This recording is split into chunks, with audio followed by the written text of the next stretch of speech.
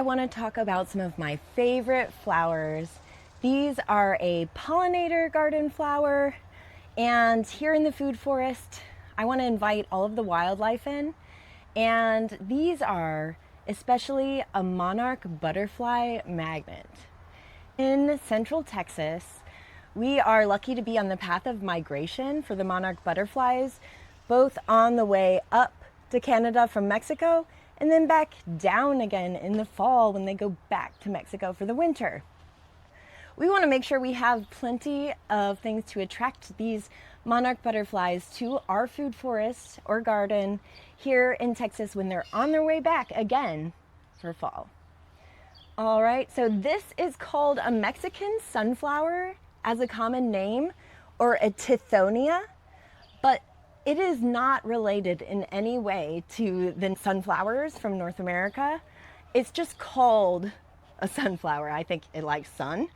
And actually, when they start growing, they look so similar to a sunflower, but their leaves are a lot softer. I can touch them without getting scratched up. Now, the sunflowers, they're kind of mean. They will scratch you.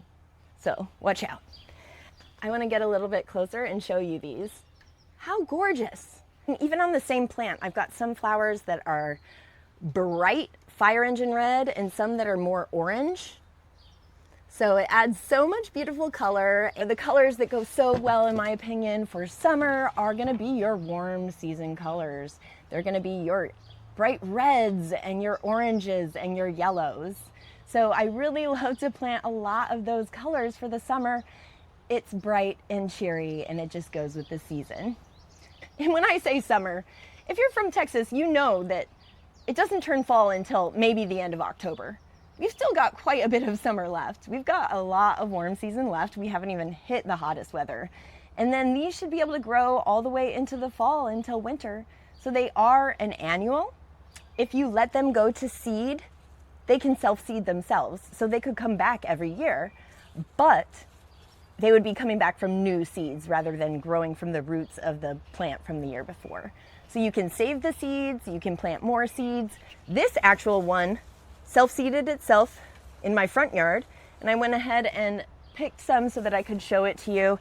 I'm gonna be planting more of this Tithonia in the backyard and see if we can get more plants for the fall all the way to the winter. Here I've got from Johnny's Selected Seeds, Mexican sunflower as a common name, or Tithonia Rotundifolia.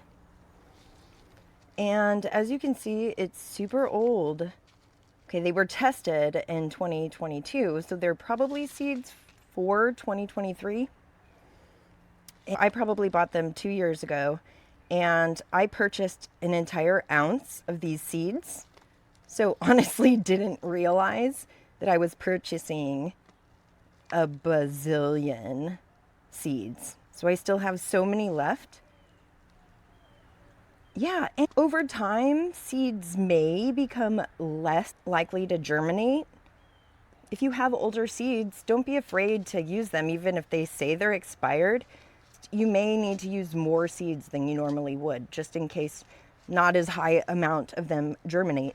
So when they tested them on October of 2022, 93%, so 93 out of 100 of the seeds germinated. So that's pretty good. I would be happy if like half of them did, because like I said, I have a bazillion. These actually do well in sun and part shade here in Austin, Texas. And that's funny, it says they don't even like too much nitrogen, so they probably like poor soil. How awesome is that? So you can use them also as a cover crop, a beautiful cover crop that attracts monarch butterflies and hummingbirds, among other things. You can also harvest the flowers and make a pretty bouquet like I showed you earlier. And let's see. They're not going to survive a frost. That's okay. These are an annual, which means that they're going to grow from seed every year. And an annual just means that it's going to be born, live, and die all in the same season or within less than a year. But they do make seeds. And a lot of mine that came up, like the one in the front yard, those are from seeds that self-seeded themselves. So if you let them go to bloom, let the seed heads remain on some of the plants, or cut the seed heads off and just throw them on the ground where you want more plants, they're going to leave their seeds there and then start growing next year. So you can get almost a perennial plant from these annual seeds if you allow them to make their seeds and continue their life cycle for the following year. It's recommended that you direct seed these, so you can grow them perhaps in a pot and then transplant them, but it's even better to just sow them directly and barely cover them with anything. So I'm going to also not be putting anything over these, just watering them in, maybe a tiny bit of scratching them in. And it says deadhead to increase flower production. What that means is that you would cut off the dead flower heads so it keeps making more flowers, because again, it's trying to make seeds. It wants to reproduce.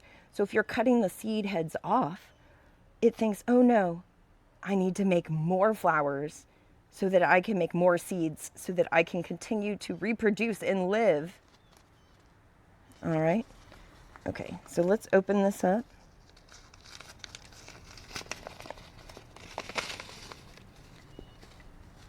So many.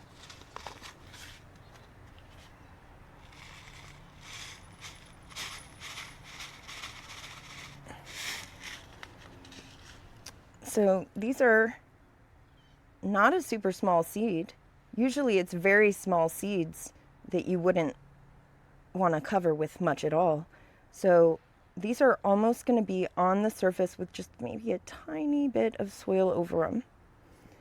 Let's find a good spot.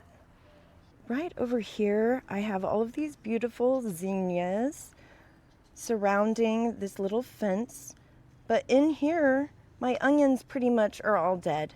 I got some really good spring onions from trying to plant these white, red, and yellow onions, but they never did form into bulbs. And I really didn't have a lot of hope that they would. I was just trying to experiment with them. You know, when we have a nice cool season, we do not have very long days. On our very long days in the summer, it's very hot. It's not onion season. So we would need probably short day onions. And I just got these from Home Depot. I'm not sure that they were really very specific to our area. So I think I'll try onions again and try and find a better variety for our area. And it would be nice to have more sunny Mexican sunflowers right underneath these beautiful big yellow common sunflower, which is a native to our area.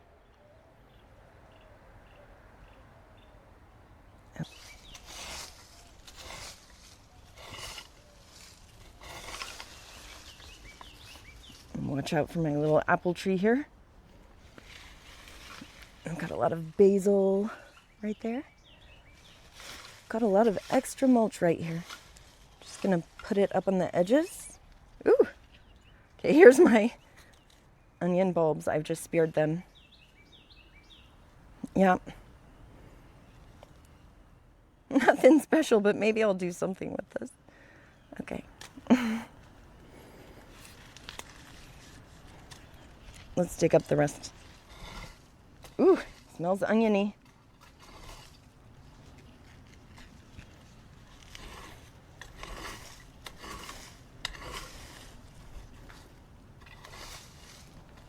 I might even just leave some of those in there because I don't care enough to even bother.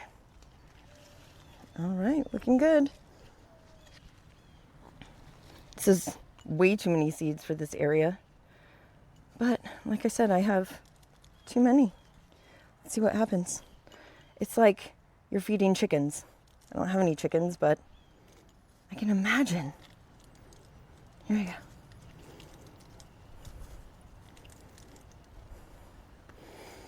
And, you know, because it said barely cover. It didn't say like don't cover it at all.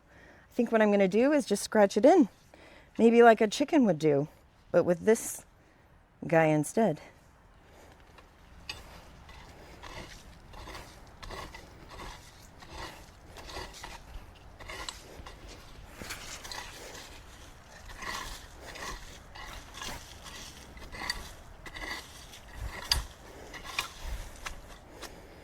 All right, I'm going to water that in, and that's it for today, guys. See you soon.